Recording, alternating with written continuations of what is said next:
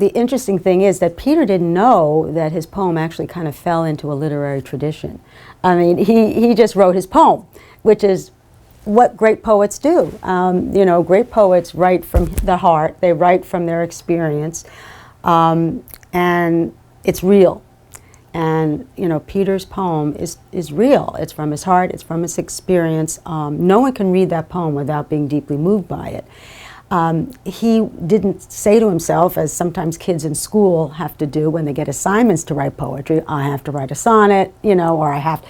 So his poem is a real gift. It's what poetry is really about. It's his authentic voice. You almost, when you read the poem, you can hear his voice. You know, you can hear that there's sort of an accent to it, you know, a sort of a syntax to it that's his own. And I mean, it's everything that I think as a poetry teacher I would want a poem to be. It's understated, it's genuine, it's very what we call accessible. I mean, Peter doesn't want to write a poem that only the highbrow can read. You know, his poem is there for everybody to read and to, you know, to engage in. But he didn't know until, you know, I read it and spoke to him, he didn't know that it actually was in a literary tradition, which great poets are always writing in their culture or in a literary tradition, because you can't help but being influenced. And the poem that he wrote is a poem in response to a great work of art, or in the modern times, a photograph. And this type of poetry has been around for thousands of years. The Greeks, you know, would look at decorations on vases and, you know, address them. Poems of address are a long tradition. It's an oral tradition.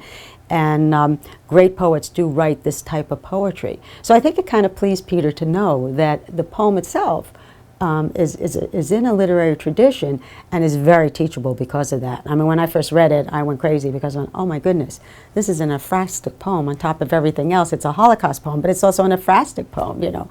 So I said, wow, I mean, I can teach this in a million classes. I do teach it in creative writing, not because I'm teaching the Holocaust, but I'm teaching ekphrastic poetry and poems of address. So I do teach it in, you know, to poetry students. And any student or anybody that reads that poem is going to feel that they can write their own, which I think is the purpose of poetry. I don't believe in poetry being for a select few, and I think the great thing about poetry is that someone can, that it's a gift to share to someone else, and that gift gets shared to someone else, and that gift gets shared to someone else. And that's what Peter's poem is doing, because when kids read it, they write their own poems.